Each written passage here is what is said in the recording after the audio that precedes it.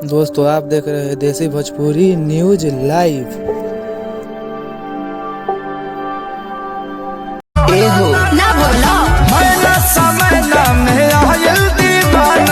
नमस्कार प्रणाम दोस्तों, कैसे हैं आप लोग। उम्मीद करता हूं कि बहुत अच्छे होंगे।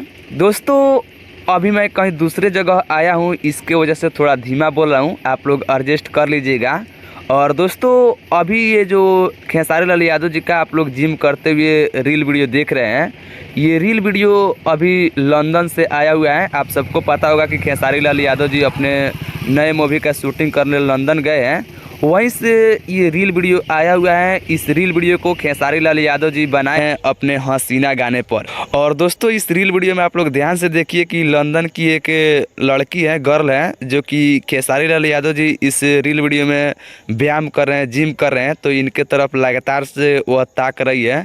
इसका मतलब आप लोग समझ सकते हैं। बाकी मैं इस वीडियो में ज़्यादा कुछ नहीं बोलना चाहूँगा क्योंकि अभी मैं दूसरे जगह हूँ। आप लोग इस रील वीडियो के बारे में क्या कहना चाहते हैं कमेंट करके बताइएगा, और मिलते हैं नेक्स्ट वीडियो में। तब तक के लिए बाय बाय।